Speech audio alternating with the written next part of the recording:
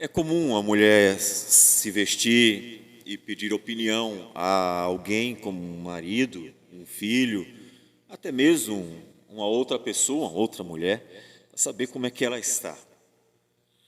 As pessoas querem saber a opinião de entendidos sobre política, sobre filosofia, sobre economia e entre outros assuntos. As pessoas querem saber o que os outros dizem a respeito de algum assunto, quer pessoal, quer social. Mas as pessoas não costumam perguntar para Deus: Deus, o que o Senhor acha de mim? O que o Senhor acha do que eu estou fazendo? O que o Senhor acha das minhas escolhas? O que o Senhor acha da minha vida, da minha forma de trabalhar? O que o Senhor acha das minhas ideias? O que o Senhor acha da vida, inclusive social? O que o Senhor acha? Em algum momento você já se preocupou em querer saber o que Deus está achando de você e de tudo relacionado à sua vida? Não deveríamos. É claro que a Escritura usa uma linguagem que a gente chama de antropomórfica, antropopática, que significa uma linguagem que tem uma forma, sentimentos que nós conhecemos, que são humanos. Por exemplo, a mão de Deus, o braço de Deus nos deu a vitória, entre outras palavras. E uma delas ele diz que nós podemos entristecer o Espírito Santo. E é claro que Deus não verte lágrimas. Todavia, nessa linguagem, ele mostra que Deus pode se desagradar do homem, inclusive se referindo à igreja. Não entristeçais o Espírito Santo. E ele não está falando do mundo, está falando da igreja, porque o Espírito foi dado à igreja. Então, é importante nós perguntarmos para Deus: Deus, o que o Senhor acha da nossa vida? O povo deveria, as denominações deveriam, os líderes deveriam, e as pessoas, pensando em cristãos, deveriam se preocupar com isso, e parece que elas não estão preocupadas, porque parece que hoje se tornou tão comum medir a aprovação ou reprovação de Deus pela riqueza de uma denominação, que basicamente é o que as pessoas mostram: prédios bonitos, muita riqueza, muita pomposidade, muito luxo, e parece que isso significa: está vendo que Deus nos ama e está nos abençoando, quando pode ser que Deus esteja odiando tudo isso. Lembre que os fariseus eram poderosos, ricos e estavam no controle de tudo, e o Senhor Jesus os condenou. Portanto, não significa nada ver as denominações aparentemente bem. Pode significar apenas que elas já estão perdidas mesmo. A pergunta é importante, e é claro que a resposta está na Escritura, o Espírito Santo falando pela Escritura. E nós vamos ver hoje um profeta levantado por Deus no momento do caótico da igreja do Antigo Testamento, os judeus. Um momento em que Deus traz o seu filho, e antes dele começar o ministério, ele prepara o povo por meio desse profeta. O nosso foco é a exposição do Evangelho segundo Mateus, ou, na verdade, podemos dizer, será a nossa linha mestre. Portanto, nós lemos o Evangelho de Mateus, capítulo 3, que nos fala exatamente do momento em que aparece o profeta João Batista. Mas nós também lemos em Lucas o mesmo momento, só que mais rico de detalhes, e por isso nós vamos nos prender ao Evangelho de Lucas e não ao Evangelho de Mateus apenas. Todavia, eu gostaria de ler 3 versículos, o 1, o 2 e o 10 do Evangelho de Mateus, que dizem assim: Naqueles dias apareceu João Batista pregando no deserto da Judéia e dizia: Arrependei-vos, porque está próximo o reino dos céus. Já está posto o machado à raiz das árvores. Toda árvore, pois, que não produz bom fruto, é cortada e lançada no fogo. Senhor Deus amado, o Senhor é muito bom.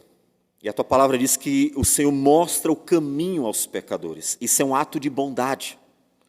Portanto, a pregação da tua palavra, a pregação fiel da tua palavra, conduzindo pecadores pela tua palavra a Cristo Jesus, é um ato de bondade, é um ato de graça, é um ato de misericórdia para com os pecadores. E então, Senhor, rogamos por esta bondade, graça e misericórdia, e que então o Senhor fale conosco nesta noite, e que muitos possam ouvir a tua palavra pregada nesta noite, e que vidas possam ser quebrantadas pelo operar do teu Santo Espírito, que, ó Deus, nos fala a tua palavra, e que assim seja nesta noite. Que o Senhor, ó Deus, nos abençoe, para que nosso viver seja transformado de glória em glória à imagem de Cristo Jesus, o nosso Senhor, para que então o Senhor seja glorificado em nós. Que o Senhor receba a nossa oração, fala conosco, é o que nós te pedimos, em nome do Senhor Jesus. Amém, Senhor. Amém. Como nós falamos, vamos para Lucas. O texto é o mesmo. O texto de Mateus é bem mais resumido, inclusive nas informações históricas, porque o Evangelho de Lucas, ou Lucas, o seu autor, tem uma preocupação de mostrar onde se encaixa historicamente tudo aquilo que aconteceu. Isso é muito importante, porque a salvação ela tem um caráter histórico e tem também um caráter espiritual. Quando, na história do cristianismo, alguém tentou separar a historicidade da espiritualidade, que é o projeto redentor, sempre trouxe tragédias. Se você espiritualiza a salvação e esquece a sua historicidade, você abre portas para o que aconteceu no liberalismo teológico. Ou seja, não importa se Jesus é verdadeiro, historicamente real ou não. Importante é que a mensagem fale ao seu coração. Mas tem um problema sério nisso. É que se Jesus não fosse um personagem real, histórico, e se tudo aqui revelado pela Escritura não fosse realmente fato histórico, então nós estaríamos apenas tratando de uma lenda, de um mito. E o pecado, a salvação, nada disso seria tratado como fato. E nós estaríamos perdidos. Mas se nós abordamos apenas o elemento histórico, ou seja, realmente aconteceu, mas não aplicamos tudo isso à nossa vida para haver uma mudança de fato, nós nos tornamos os fariseus, que é o que também tem acontecido em nossos dias. Pessoas que conhecem toda a Escritura, mas que não conseguem aplicar à vida espiritual, à mudança de vida, ao fruto do Espírito, e tudo aquilo que diz respeito ao que é a obra redentora dentro de nós também. Portanto, muito importante o que Deus providenciou por meio de Lucas. Ele nos traz a mensagem espiritual do Senhor, que é aplicada à nossa alma, mais profundo do nosso ser, mas ela está encaixada, aconteceu dentro da história, de forma que a salvação, a redenção, ela é histórica, espiritual. E não dá para separar as duas coisas. Ela é.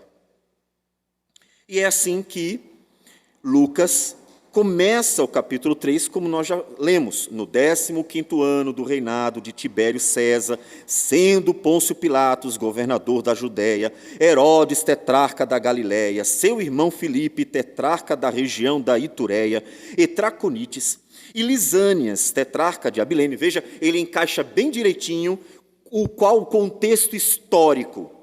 Agora sabemos exatamente quando surgiu João Batista e também quando Jesus começou a pregar, porque Jesus começou a pregar logo em seguida.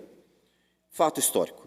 E é interessante que ele também aborda a questão histórica relacionada bem intimamente aos judeus, quando ele diz no versículo 2, sendo sumos sacerdotes Anás e Caifás.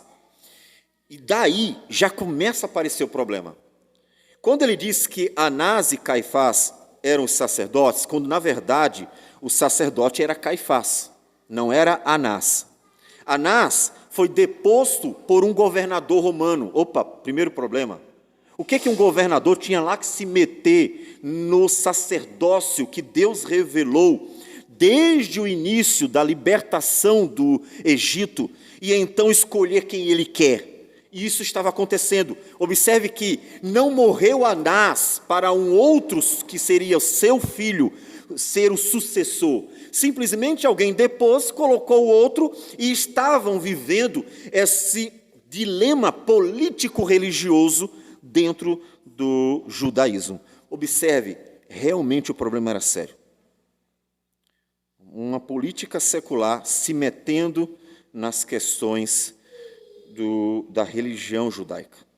Em João, capítulo 18, versículos 13 e 14, quando Jesus é preso, diz o texto que o conduziram primeiramente a Anás, só que Anás não era o sumo sacerdote, pois era sogro de Caifás, sumo sacerdote. Quem era o sumo sacerdote? Era Caifás.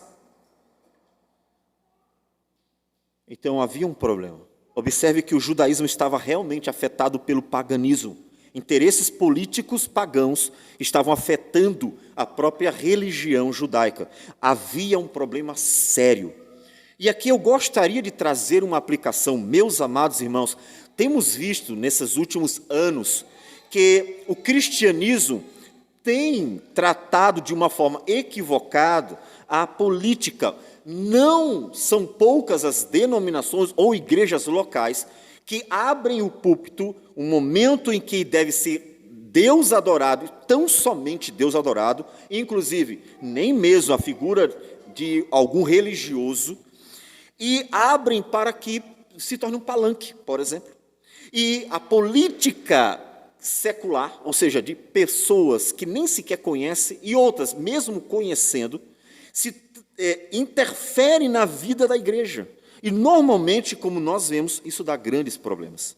Então, lidar com a política tem que exigir de nós uma sabedoria divina e uma ponderação bíblica, para não acontecer que ela interfira na vida da igreja, que é regida unicamente pela palavra de Deus.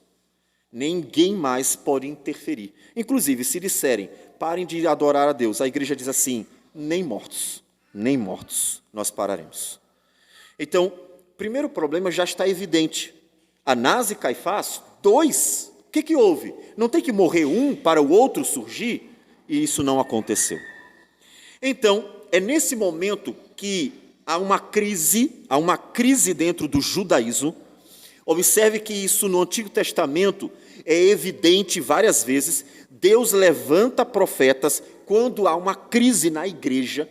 Ele não levanta profetas quando há crise no mundo. O mundo está em crise constantemente, a menos que Deus queira salvar.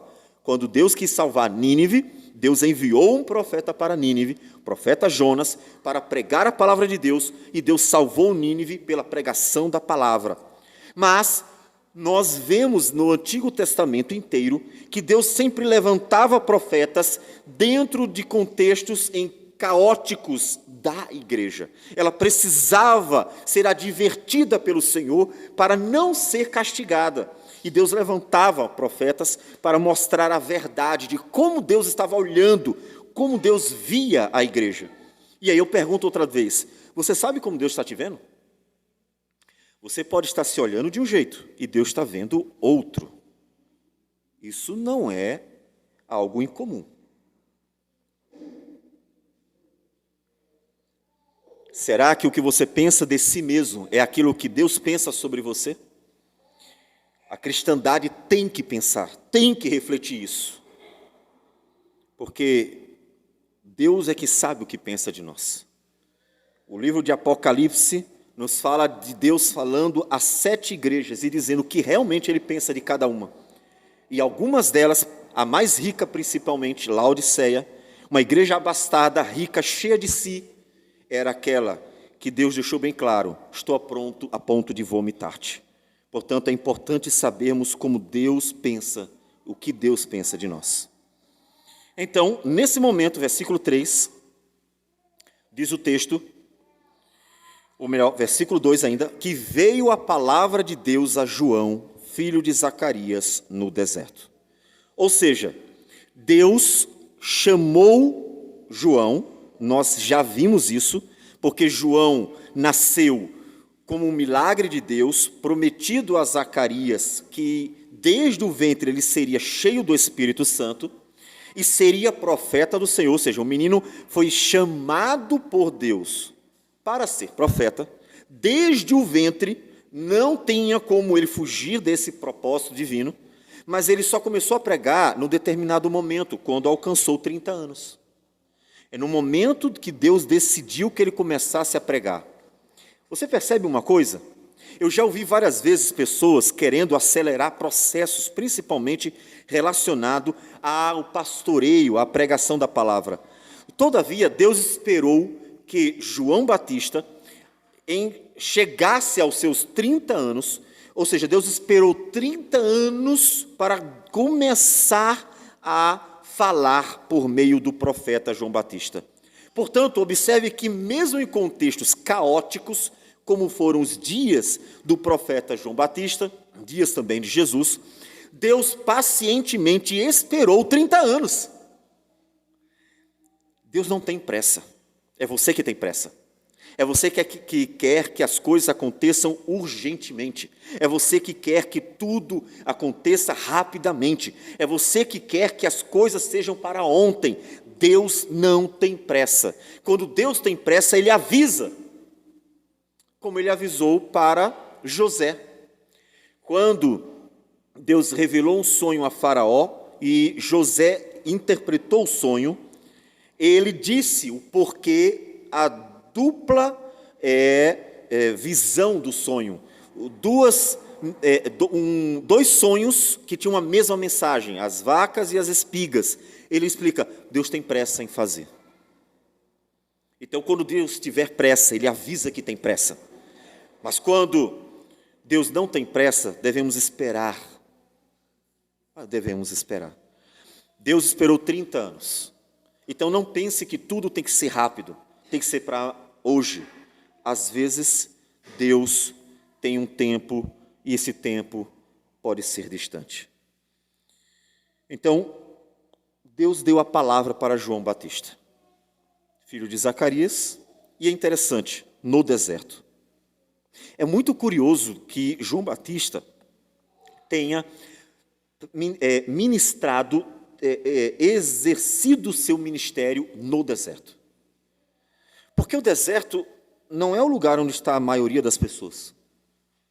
O deserto não é o lugar onde as pessoas vão no seu dia a dia, não é onde elas compram pão, não é onde elas trabalham, não é onde a vida da sociedade acontece, não é no deserto.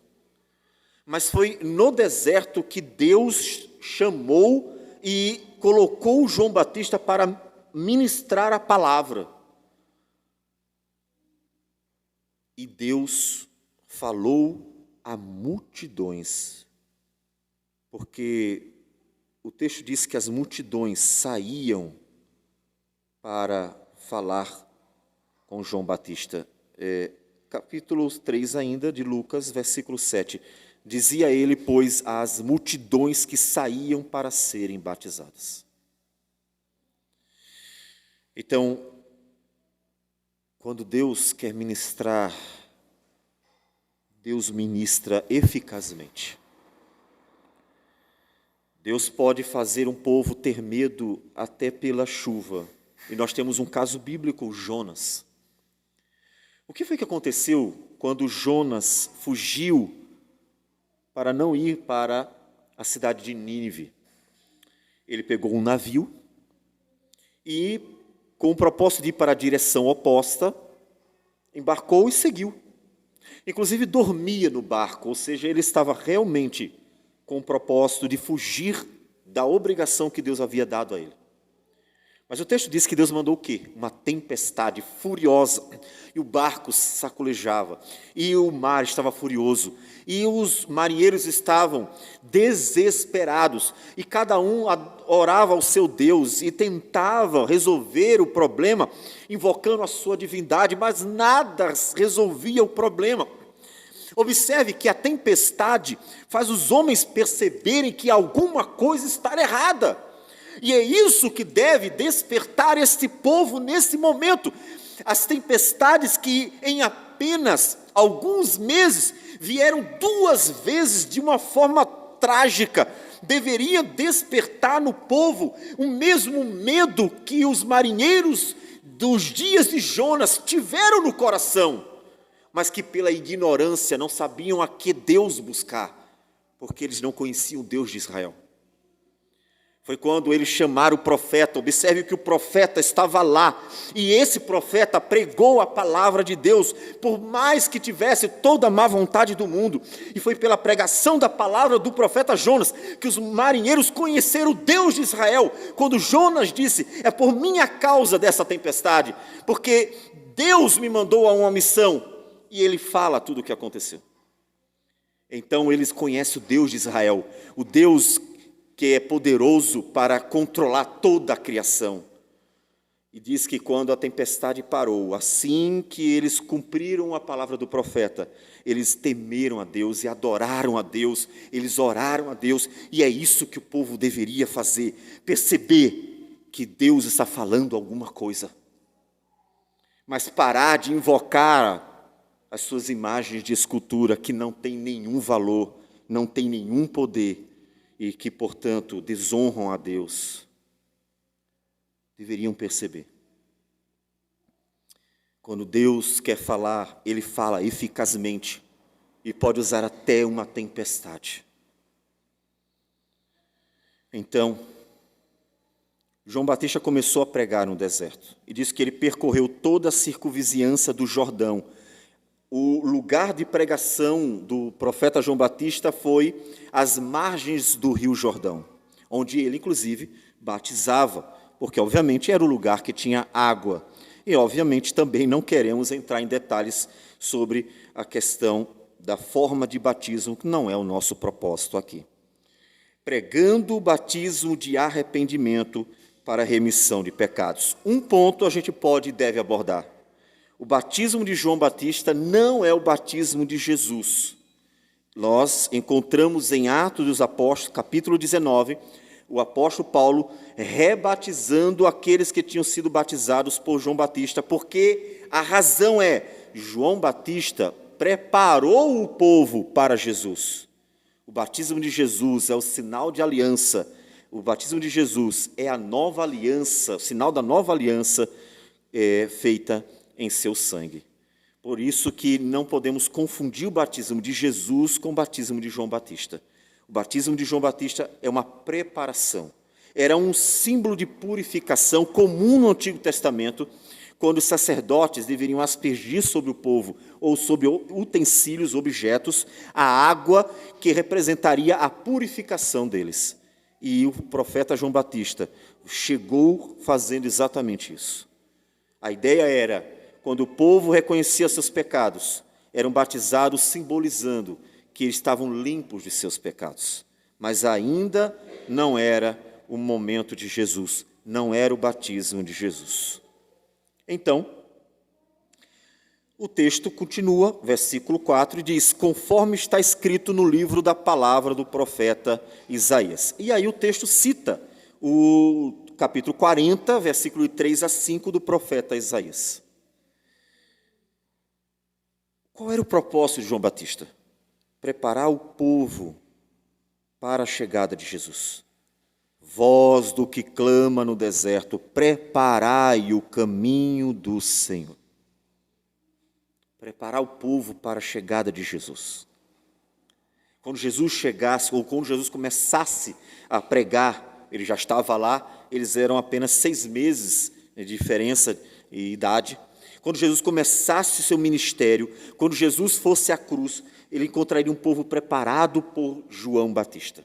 Preparado para ouvir, tanto que dentre os discípulos de Jesus está alguns discípulos de João Batista, como nós encontramos no capítulo 1 do livro, do Evangelho de João, que diz que João Batista disse aos seus discípulos: eis o Cordeiro de Deus que tira o pecado do mundo. E 2 dos discípulos foram atrás de Jesus e começaram a seguir.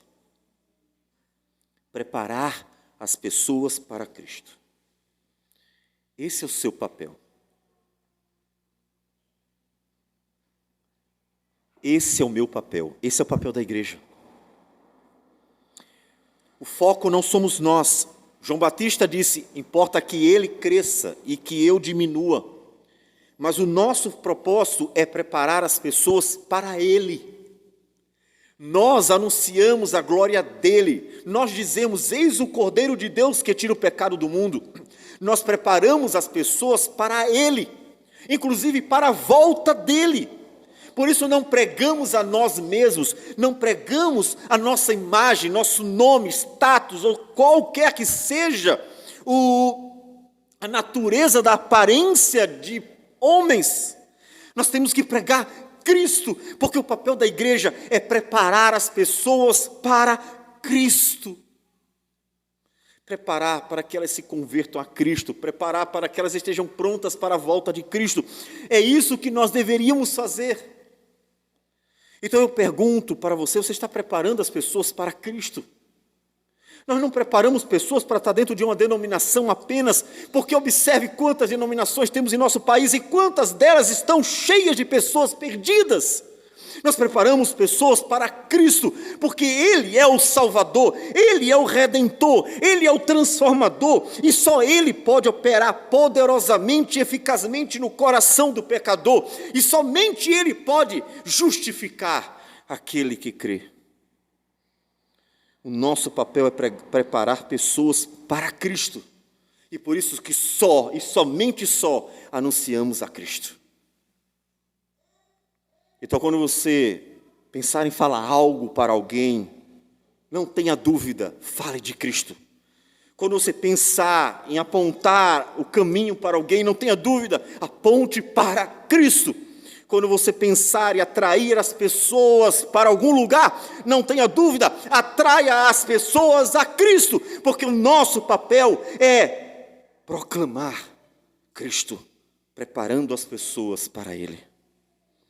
A fim de que quando o Senhor Jesus voltar, Ele encontre pessoas preparadas para a eternidade, pessoas que pela pregação da palavra foram santificadas, foram trabalhadas, foram atraídas a Cristo e então andavam humildemente com Cristo. Prepare pessoas para Cristo, porque Ele sim pode salvá-las, Ele sim pode transformá-las, Ele sim pode operar poderosamente nelas, e mais ninguém. E mais ninguém. Esse era o propósito de João Batista. Tanto que, quando Jesus vai começar o seu ministério, o momento é muito interessante. Nós vamos ver ainda. João Batista sai de cena. Jesus chega, João Batista sai de cena. Não ficam os dois. Vem um, sai o outro. Porque o propósito era Cristo. E a alegria de João Batista, ele mesmo diz, eu estou feliz por isso, porque o meu propósito era esse. Por isso ele diz, importa que ele cresça e que eu diminua. Porque o propósito dele era conduzir pessoas a Jesus. João Batista não estava preocupado, eita, agora Jesus tem mais discípulos do que eu. Eita, agora tem mais curtidas no Instagram do que eu. Jesus está aumentando sua publicidade. Mas a verdade é que esse era o propósito. Então João Batista diz, eu estou feliz, porque agora eu saio de cena e Jesus toma toda ela, porque tudo deve ser para Ele, porque dele, por meio dele, para Ele são todas as coisas, a Ele, pois a glória eternamente. Amém. É o único que importa, que todos os holofotes estejam voltados para Jesus, aquele que é o único Senhor e Salvador. E João Batista tem esse propósito. Então, versículo 7, dizia ele, pois, às multidões. E aí nós temos um pouco da pregação. Nós não temos a pregação inteira de João Batista, mas aquilo que nos foi revelado contém, podemos dizer, os princípios da pregação de João Batista. E nós estamos acompanhando Lucas porque é bem mais detalhado em relação a essa pregação também de João Batista. E ele diz que a pregação dele é a seguinte: raça de víboras, quem vos induziu a fugir da ira vindoura? Produzir frutos dignos de arrependimento, E não comeceis a dizer entre vós mesmos: temos por pai Abraão, porque eu vos afirmo que destas pedras Deus pode suscitar filhos a Abraão. E também já está posto o machado à raiz das árvores. Toda árvore, pois, que não produz bom fruto, é cortada e lançada ao fogo. O povo não encontrou um homem querendo agradar, lisonjear, cavilar e massagear o ego das multidões.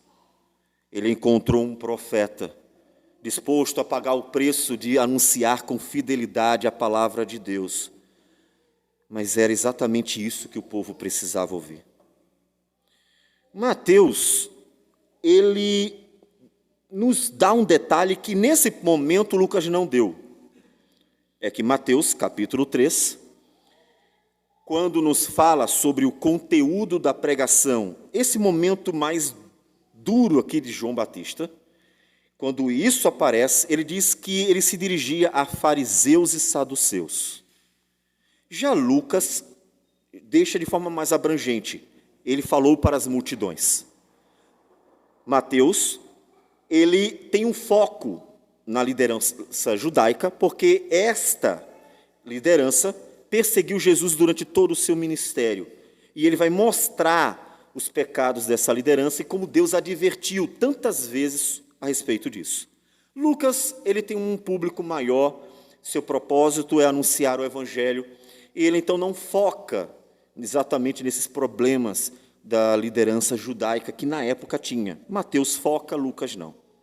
Podemos dizer que o problema era tão grande que até aqueles que eram doutores da lei, que eram os líderes, os pastores da época, os sacerdotes, que eram os condutores do rebanho, estavam perdidos. Tanto que Jesus olha para as multidões e chora, dizendo: são como ovelhas que não têm pastor, porque a liderança estava perdida. Por isso as palavras tão duras, palavras do Senhor: raça de víboras. Observe que nesse momento nós temos como Deus olha para o homem. Os fariseus se achavam muito bem piedosos. Os fariseus se achavam tão piedosos que vamos lá para Lucas, capítulo 18, uma parábola contada por Jesus. E nessa parábola diz o seguinte, ele diz, propôs também esta parábola, é Lucas 18, versículo 9. Propôs também esta parábola a alguns que confiavam em si mesmos por se considerarem justos e desprezavam os outros. 2 homens subiram ao templo com o propósito de orar, um fariseu e o outro publicano. O fariseu, posto em pé, orava de si para si mesmo, desta forma: ó Deus, graças te dou, porque não sou como os demais homens, roubadores, injustos e adúlteros, nem ainda como este publicano. Jejuo 2 vezes por semana e dou o dízimo de tudo quanto ganho. Essa era a leitura do fariseu sobre si mesmo. Jejuo 2 vezes por semana, não sou como os outros pecadores. Um homem que tinha uma visão equivocada, elevada e equivocada de si mesmo. Ele era justo aos seus próprios olhos. E Deus fala exatamente o que ele pensa daquela geração. Por isso a pergunta fundamental: o que Deus realmente vê em você? Será que o que você está vendo em si mesmo é o que Deus está vendo em você? Será que você está dizendo assim, não, mas eu sou bom, eu vou para a igreja todo domingo, eu também oferto, dizimo, eu faço uma coisa aqui, outra ali, eu sou bom, eu sou bom, eu sou bom. Será que Deus está vendo isso em você? Será que é isso que Ele encontra no seu coração? Será que Ele encontra isso no mais íntimo do seu ser? Porque mesmo dentro da igreja visível, como eram naqueles dias, os fariseus faziam parte da igreja visível. Os homens podem estar muito longe do Deus da igreja. Mesmo dentro da igreja do Senhor, os pecadores podem estar longe do Senhor da igreja. E era o que estava acontecendo. É por isso que você tem que perguntar a Deus e ouvir Ele falando pelo Espírito Santo através da Escritura. Deus, o que o Senhor realmente pensa de mim? Lembre-se que essa pergunta foi feita mais de uma vez por Davi, não só rei, mas profeta do Senhor também. Quando no Salmo 139, ele pergunta para Deus, ele pede para Deus sondar o seu coração, para Deus olhar para ele, no final do Salmo dizendo: sonda-me, ó Deus, e conhece o meu coração, prova-me e conhece os meus pensamentos, vê se há em mim algum caminho mau e guia-me pelo caminho eterno. Davi realmente estava interessado no que Deus pensava sobre ele. Você está? E se Deus começasse a dizer para você agora: o que eu penso de você é isso, e você começasse a ser bombardeado por palavras fiéis e verdadeiras, mas que apontam seus pecados que você está escondendo até para si mesmo, como você reagiria? Deus falasse para você exatamente quem você é, aos olhos daquele que vê o mais íntimo do nosso coração, como você reagiria? Voltaria suas costas para Deus e, revoltado por ter ouvido a verdade sobre quem você é, você o desprezaria, como as pessoas fazem quando ouvem a pregação da palavra? É importante você perguntar para Deus: o que o Senhor pensa de mim? Aquela geração não estava acostumada a isso, não estava acostumada a ouvir a verdade. Mas apareceu da parte de Deus um profeta para falar exatamente a verdade para toda aquela geração. E a verdade é que era uma geração de raça de víboras, que estava tentando fugir da ira divina do seu jeito, sem produzir frutos dignos de arrependimento, porque confiavam numa falsa salvação, numa falsa esperança. Qual era a esperança? Somos descendentes de Abraão, então nenhum mal vai nos acontecer. Somos todos parte da religião judaica, então do judaísmo, então nenhum mal vai nos acontecer. E semelhante aos dias do profeta Jeremias, que proclamou o cativeiro de Judá, a ida para a Babilônia, e o povo disse: que conversa, Jeremias? O templo do Senhor está em nosso meio, nenhum mal nos acontecerá. Mas era Deus quem estava dizendo, até que o profeta Ezequiel revela que viu a glória de Deus se retirar do templo e até da cidade de Jerusalém e abandonar o povo, para que o povo fosse ao cativeiro, porque o que Deus pensava sobre o povo não era o que o povo pensava sobre si mesmo. Portanto, é muito importante que aquilo que você pensa sobre si mesmo seja exatamente o que Deus pensa sobre você, porque quando isso não acontece, alguma coisa está errada, e com certeza, jamais Deus vai pensar de você pior do que você.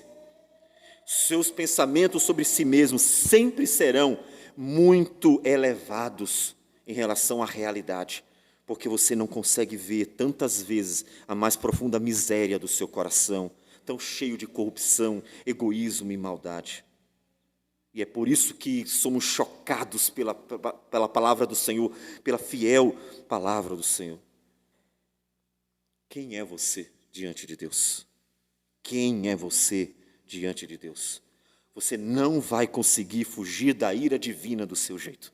Você não vai conseguir. Os homens estão tentando fugir da tempestade. Os homens estão tentando fugir da fúria dos rios. Os homens tentando fugir da fúria da terra que vem sobre eles, que cai sobre os pecadores. Os homens estão tentando fugir da natureza, apenas a natureza, e não conseguem, e padecem os danos da fúria da natureza perturbada pelo pecado. Quanto mais fugirão da presença do Deus da natureza, do Criador dos céus e da terra, ninguém conseguirá se salvar no dia da ira do Senhor. a não ser que se esconda no Filho de Deus, o legítimo, poderoso, o verdadeiro Salvador. Por isso, cada momento dessa tragédia deveria ser visto como uma advertência de Deus para os pecadores. Se vocês não conseguem se livrar da fúria da natureza, muito menos se livrarão da minha ira no dia do juízo final. Então convertam-se ao Senhor.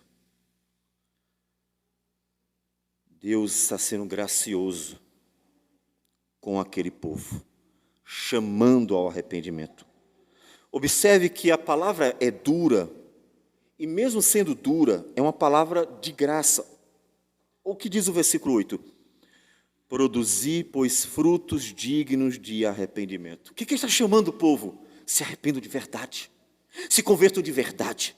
Parem de confiar em falsa esperança no templo, na religião, naquilo que vocês têm na liderança político-religiosa dos seus dias, e seja lá em que for, na etnia, no serem descendentes de Abraão. Parem de confiar em falsa esperança, porque nada disso será levado em conta no dia do juízo. O único que pode salvar o homem da ira de Deus é o próprio Deus, porque só Deus pode justificar esse homem por meio de Cristo Jesus. Portanto, há esperança. A mensagem não é uma mensagem de destruição, a mensagem não é acabou, a mensagem não é chegou o juízo, a mensagem não é o que vemos em Sodoma e Gomorra, que simplesmente viu fogo descer do céu e Deus destruiu cabalmente todos os pecadores daquela cidade. A mensagem ainda é transmitida com graça, chamando o povo ao arrependimento. Arrependei-vos. Portanto, você deveria olhar para tudo que acontece ao seu redor, e por mais trágico que seja, e ver a graça de Deus dizendo: arrependei-vos, porque é chegado o reino dos céus. Convertam-se de todo o vosso coração e creiam em Cristo Jesus, o Filho de Deus.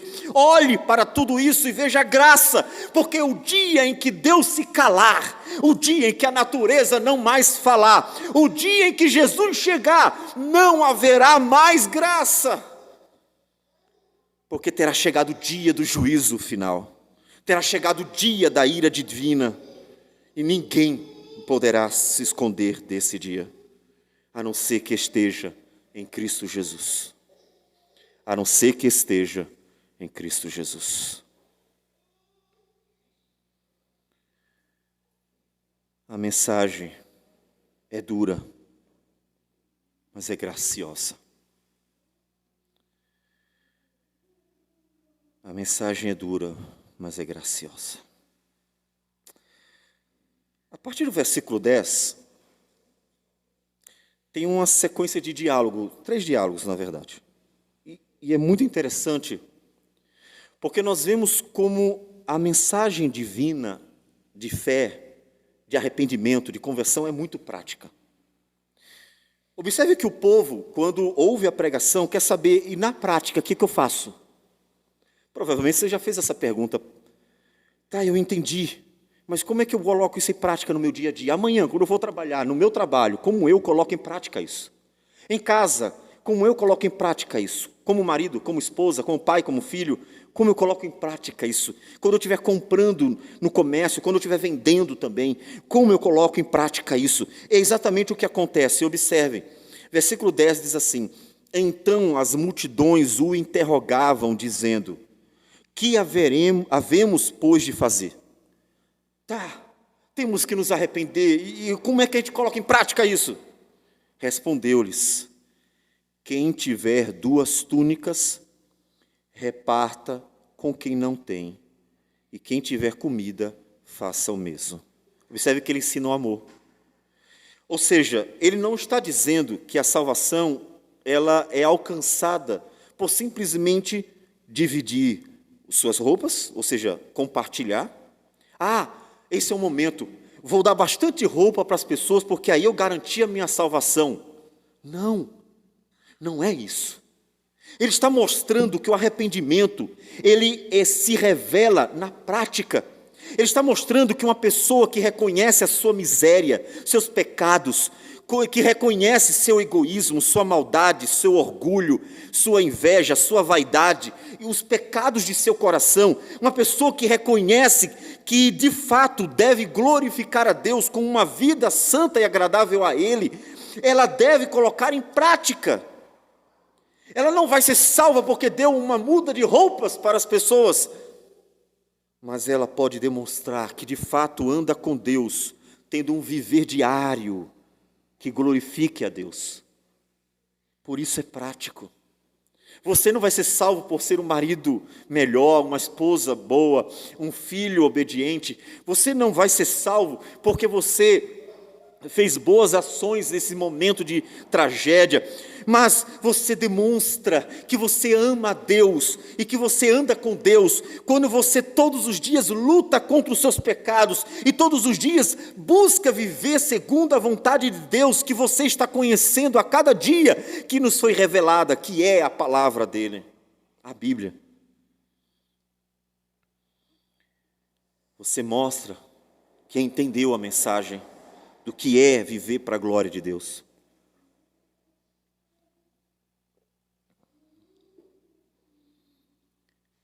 Ame, seja uma bênção.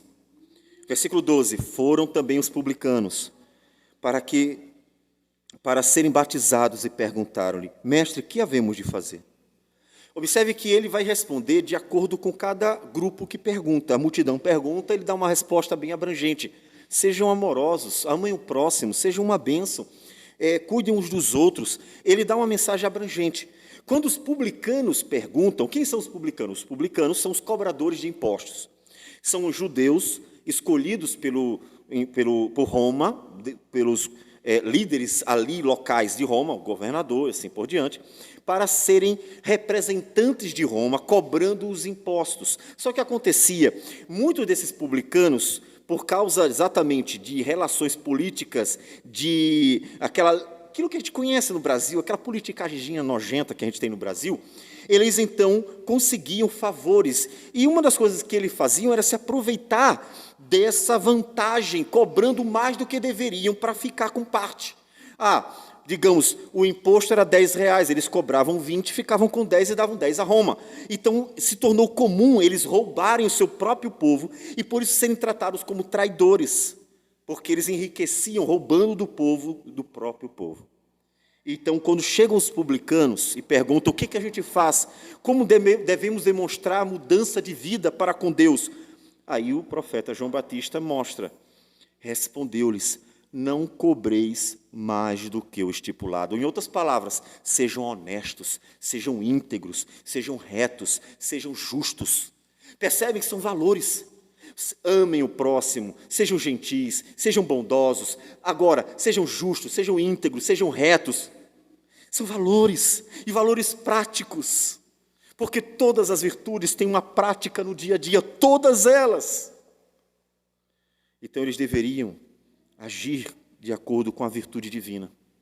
E aí um último grupo pergunta, versículo 14. Também soldados lhe perguntaram, e nós, que faremos?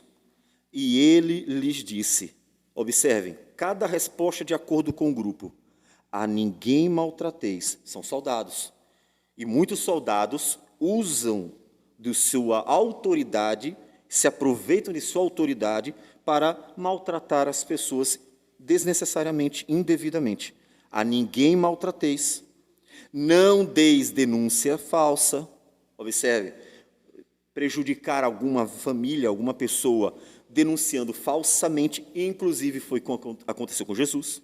Não houve nada, Jesus não pecou, não errou, não cometeu nenhum delito, nada, e os soldados fizeram denúncia falsa. Não deis denúncia falsa, e contentai-vos com o vosso soldo. E mesmo a questão da extorsão dos publicanos, usando da autoridade, muitas vezes eles se beneficiavam, fazendo com que os comerciantes, entre outras pessoas, tivessem medo deles, e eles então pegavam coisas para eles, quer pertences, quer dinheiro, usando de sua autoridade. Tudo de forma muito prática. Você poderia fazer a mesma pergunta para João Batista. João Batista, e eu? No seu contexto, no seu trabalho, nas suas condições, na sua realidade, no seu contexto social, onde você está inserido, como você deveria glorificar a Deus? Observe que nada é meramente ideológico, nada é meramente teórico, tudo é muito prático, porque toda teologia, ou seja, toda revelação divina, ela é aplicada à nossa vida. E Deus dirá para você a mesma coisa: seja um bom marido, seja uma boa esposa, seja um bom pai, seja uma boa mãe, seja um bom filho, seja um bom funcionário, seja um bom amigo, seja uma pessoa que glorifique a Deus em tudo que Deus deu a você. Como o Senhor nos diz, o que vier à sua mão para fazer, faça conforme as suas forças. Ou seja, o que Deus deu a você, o que Ele colocou na sua mão, a sua vida inteira, deve ser vivida para a glória dEle. De forma prática, prática. É o fruto do Espírito de Gálatas 5, 22 e 23, no dia a dia. No dia a dia. Então, o que é que Deus pensa de você? O que é que tem que mudar? O que é que Deus diria para você? Mude isso, rapaz. Mude isso enquanto há tempo. Enquanto há tempo. Não é porque a salvação é pelas obras, mas que você não está vivendo para a glória de Deus, talvez isso signifique que você nunca conheceu a salvação de Deus. Porque não será uma boa ação aqui, uma boa ação ali, que vai te trazer a redenção, porque a justiça que Deus exige do homem, só Cristo pôde satisfazer. Mas a sua vida prova se você realmente está sendo guiado pelo Espírito de Deus e pela palavra de Deus, como diz o apóstolo Paulo em Romanos capítulo 8. Aqueles que são guiados pelo Espírito Santo vivem para a glória de Deus. Então peça a Deus, pergunte a Deus: Deus, eu estou vivendo para a Tua glória, o que eu tenho que mudar? O que eu tenho que melhorar? E quando Deus começar a trabalhar a sua vida, quando Deus começar a operar, quando Deus começar a te colocar em situações em que você vai ter que perder o que é ruim e ter que trabalhar aquilo que é virtuoso e agradável, portanto, a Deus, então você aceite, você veja a graça de Deus operando na tua vida, porque você perguntou o que tem que mudar em mim, o que o Senhor está vendo em mim. Então, quando Deus começar a mostrar, você entenda como graça divina, aceite e se alegre, porque não há nada melhor do que Deus operando em nós para a sua glória, com bondade e misericórdia. Isso deve ser motivo de grande gratidão no nosso coração. Então, se alegre com o trabalhar de Deus na sua vida. Como Deus vê você? Pergunte todo dia. Ele mostrará pela palavra, e todo dia mostrará o que precisa ser tirado ou posto em você.